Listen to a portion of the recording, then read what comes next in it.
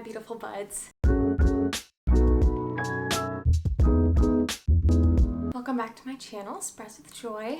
My name is Joy, and if you like to talk about plants, you're in the right place. So I gotta say, I honestly love making favorites videos, and I always kind of have a really hard time choosing which plants to talk about, because I look around all the time and I just see, wow, like there's so many cool growing plants in my collection and so many plants that I want to take the time to appreciate, but you know, I don't want to go too crazy either. But yeah, I just wanted to share with you guys some of the plants that have been standing out to me this fall.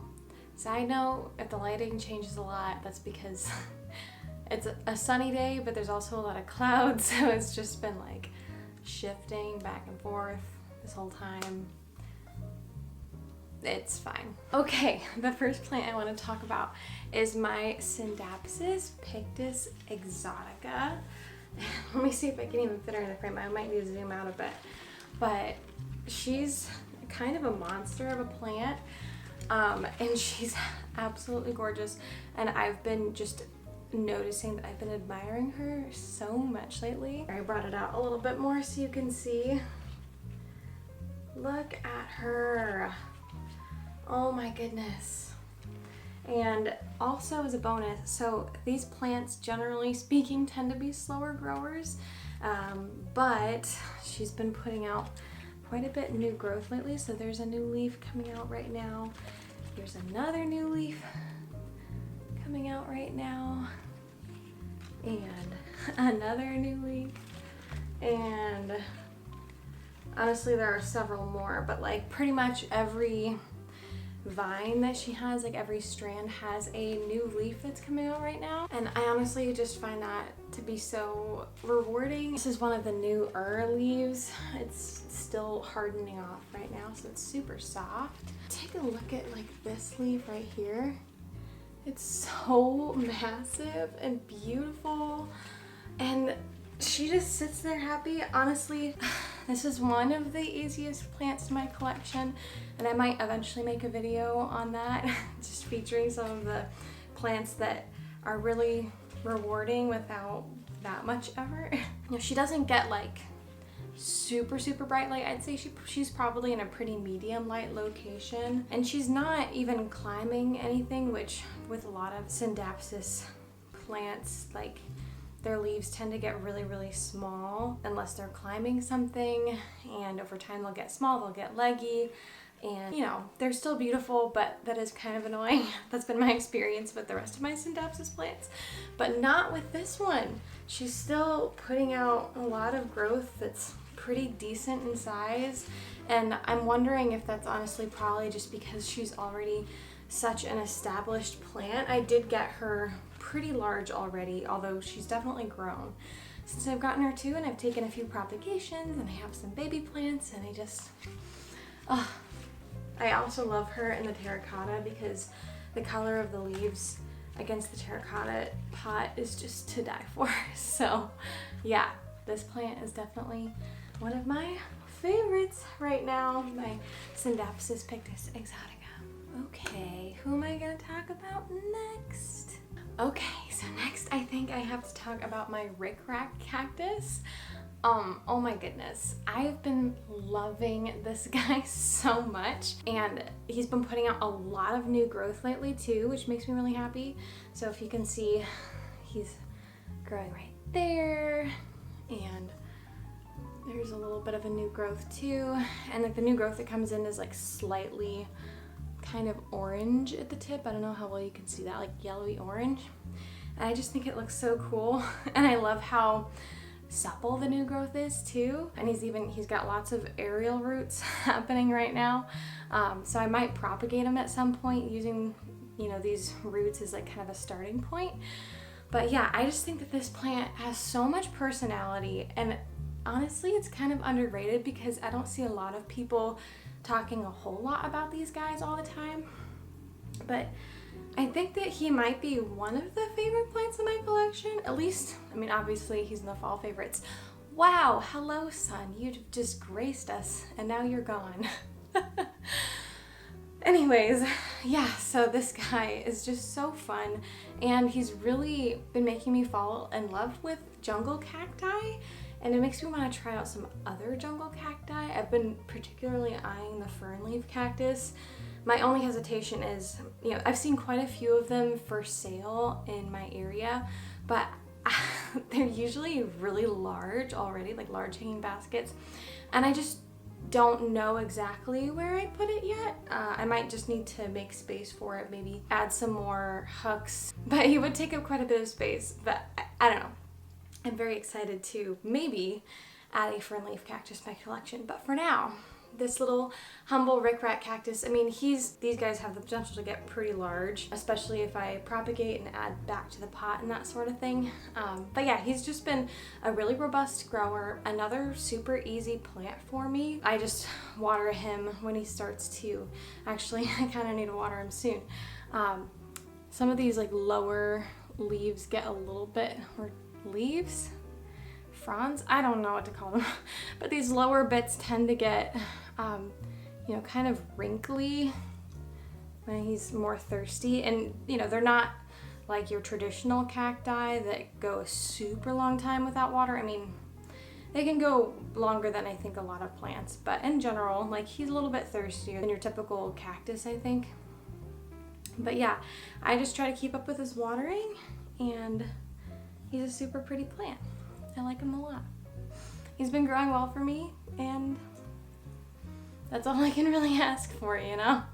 Okay, for this next plant, I couldn't decide between two plants that are very, very similar to each other, so I'll just show you both of them. So they are both philodendron hederaceum, or that heartleaf philodendron, but they're more specific subspecies of that, like more specific varieties, and that would be my philodendron micans and my philodendron Brazil. So like, here, I might stand up and kind of give you an idea how long these guys have gotten. Like, look at how pretty. Oh my gosh. They're so gosh dang beautiful and trailing and so happy and constantly growing. I was actually looking back at my fall favorites video from last year that I made, and I'm pretty sure, yeah, my philodendron micans was on that video as well. And let me tell you, in that video, I had just potted it into this pot right here. And the comparison, I was flabbergasted. I could not believe how much this plant has grown in that year. Just comparing the two, maybe I'll insert footage of it or something, but like, oh my gosh, this plant has to be one of my most prolific top 10 super fast growers. And again, super easy care, hasn't needed a whole lot from me, and he's just absolutely gorgeous. I love the velvety leaves on this plant. I can't get enough of this plant. This plant has been the mother to my best friend's micans that she has at her house. It's growing nicely, and I just look at the color of the leaves, and they're like shiny slightly, and wow, this plant is so rewarding. And I can say a lot of similar things about this philodendron Brazil right here. Also a super fast, super prolific grower. Has never given me any problems, like, at all. Just look, I love the variegation on the leaves and how every single leaf is unique and beautiful. And they're just, both of these plants, they're both hanging in my dining room, just on the wall, and they're just so gorgeous trailing down there. And yeah, there's not much else you can ask of a plant than what these guys are doing, so yes. Okay, next I want to talk about my philodendron squamiferum. Do you guys remember when I got this plant? I got this plant at the same time as that scindapsus pictus exotica, I think. And oh my goodness, he has grown so much since then. I don't even have him like going up a pole or anything, and look at this newest leaf that he's put out. Like, oh, he's an absolute monster. Like, look at that. It's literally bigger than my head. I just have him slightly staked right here, but there's no other support really, which eventually I should probably add some more support to him. But this plant, again, this is one of the plants that I just have not had to pay all that much attention to. I've repotted him once because he was very root bound in his old nursery pot. I just fertilize him the same as my other plants, which, to be honest, I didn't really keep up with fertilizing a whole lot these last few months. I think I maybe only did it like once in the span of, I don't know, like once or twice over the span of 5 months, which maybe could have been fertilized more than that. He's just been doing great. And actually, let me tell you, my cats, there are a few plants in my collection that my cats have knocked down and completely uppotted, and this plant is one of them, and he did not skip a beat. I found him on the floor, completely roots everywhere, soil everywhere. I was really upset, but I just quickly put him back in his pot, you know, watered him back in, that sort of thing. And yeah, zero adverse effects from that experience. No complaints. He just kept trucking along, and like a week later gave me a new leaf.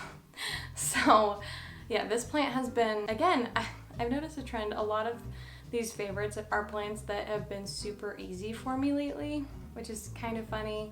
But I mean, being pregnant and all, I've just been really extra tired. So any plant that like is still thriving, even though I'm not doting on it all the time, has been just a relief for me. But also, can we just take a second to appreciate the fuzzy petioles on this guy? Like, he is a monster. Oh my gosh, but like in the best way possible. And I love how it's like slightly red too. Just look at those petioles. Oh my goodness, they're so fuzzy. I love it. It just adds so much character. And yeah, I'm pretty sure when I first got him, I feel like the biggest leaf that he had was maybe this one. No, I think that it was this one actually. This may have been the biggest leaf that he had, because I think he only had like maybe 4 leaves when I got him. So this was like the biggest leaf. And then he's since given me this leaf, and then this leaf, and this leaf, or no, this leaf came before that. So this leaf, which honestly, wow, look at that. And this leaf is still kind of hardening off. He's already got a new one on the way. So yeah, this plant is just so absolutely fantastic. So let me just give you one last look at this plant. Oh my goodness. Ah, he's gorgeous. So yeah, I mean, if you don't have your hands on a squamiferum yet, I highly recommend him, especially since they've been coming down in price lately. I think it's 1000% worth it. Okay, we are getting close to the end, which is good because I'm getting out of breath as usual. But this is my variegated string of hearts. Look at what a cutie she is. Just look at that variegation. Like, I am in love with this variegation on this plant. It's just so precious. Yes, she may not look like all that much. Like, she's not like the most impressive plant ever. But let me just say, I'm so proud of myself and proud of this plant. Like, I got this plant as like a little 2-inch plug. I've gotten a couple of plants like that are really tiny. And anytime that I grow a plant from a really small plant into a bigger plant like this, it's one of the most rewarding things ever.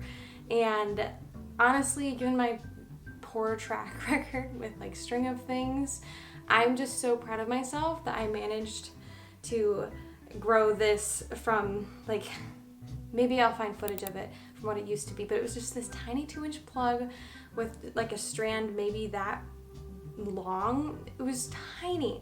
And then I propagated it, and add it back to the pot, and she has just grown so much for me. Like, she was literally like this and was maybe 1 or 2 strands, and now she's like this. And I just can't wait to see her keep growing and eventually become a super nice full pot. I really hope that I can keep it up.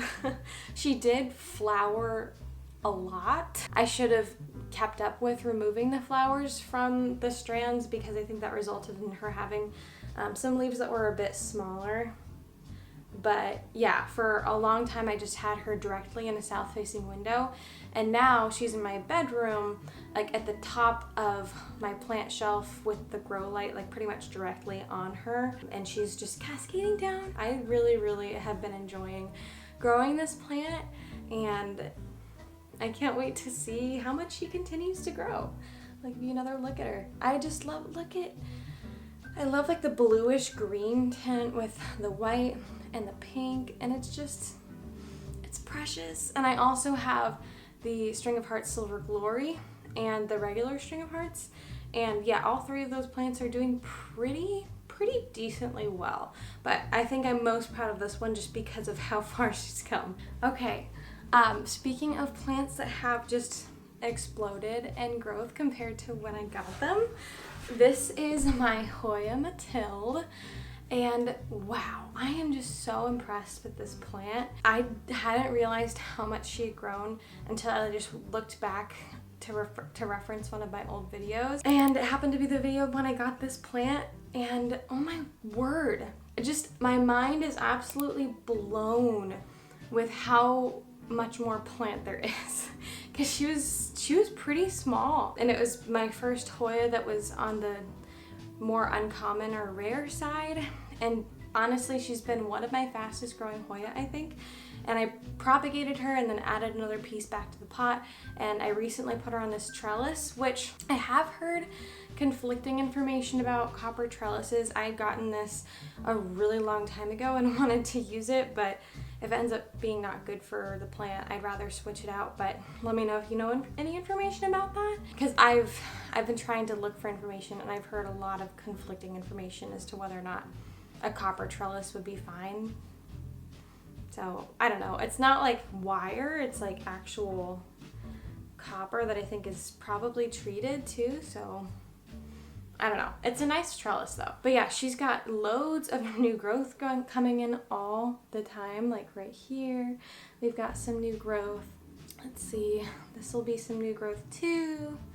And there's another growth point. I don't know, there's honestly like, I feel like there's like 6 growth points on this plant. Some of them are like really tiny. But yeah, I'm just in love with this plant. I'm pretty sure the Mathilde is a cross between the Carnosa and the Serpens.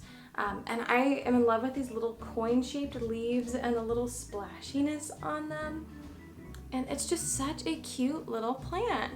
So yeah, I've been honored to just be growing this lovely gal in my home. And I can't wait to see how much more she grows in the future. So I hope that she keeps it up. You know, I never want to jinx these things, but I'm pretty confident she'll probably keep it up, because just look at her. Someday she will go around this entire trellis and it'll just be like so pretty. So yeah.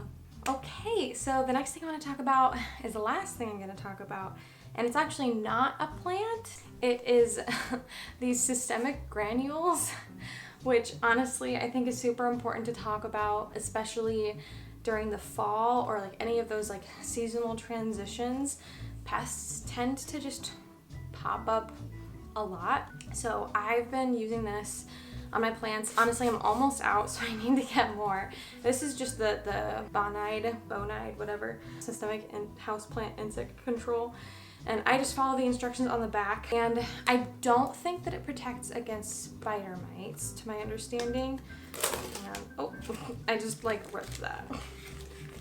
It's okay. I don't think that it protects against spider mites, but it does against like thrips and mealybugs and fungus gnat larvae, which are really big ones. So I've been using this first as like kind of a preventative measure, against thrips in particular, because I don't think that I've ever had thrips that I know of. I'm honestly terrified to get them, so this is my like good little defense against them. It also helps to keep fungus gnats in check, and in particular the two pests that I've struggled with in my house have been mealybugs and spider mites. Spider mites I have a pretty good handle on at this point, and mealybugs too, but if it's like an absolute mealybug infestation, having this in the soil is really, really helpful. I'm pretty sure what it does is, you know, the plant absorbs the systemic through its roots, because you just sprinkle a little bit on the soil. There's like different measurements that it lists in there according to the size of the pot. But you sprinkle some in the soil, kind of mix it in the top, and then water it through. Yeah, just let it absorb into the plant. And then basically when the pests go to feed on the plant, they die. So it's a little bit dark. But honestly, you know what? I'm okay with pests dying because I love my plants more than I like these pests. Just a few of my plants have had a mealybug infestation, and it takes a little while to kick in. It's not immediate, which is why I also recommend using some sort of like an alcohol spray. I just use rubbing alcohol, dish soap, and water. I mix them together in a spray bottle and just kind of eyeball the ratio, and then spray my plants down, rinse them off to get rid of any of the pests that I can actually see. And then this handles the rest of them, and it's preventative. So yes, protect your plants, use systemic. Wow, there is suddenly a storm rolling in. I see raindrops in the window, so if it's suddenly a lot darker, that is what happened, which honestly I'm okay with. That'll be kind of a nice cozy afternoon. But anyway, I think that that's pretty much all I have to talk about regarding my fall favorites. So yeah, I'd love to hear about your fall favorites down in the comments. What plants or plant products have been standing out to you the most this fall? I would love to hear all about it. And in the meantime, if you also want to like and subscribe if you haven't already, that would be super helpful for my channel. No pressure at all, but I mean, if you like the video, it's really helpful for me. So yeah. Anyways, I hope that you have a wonderful and blessed day. Bye-bye.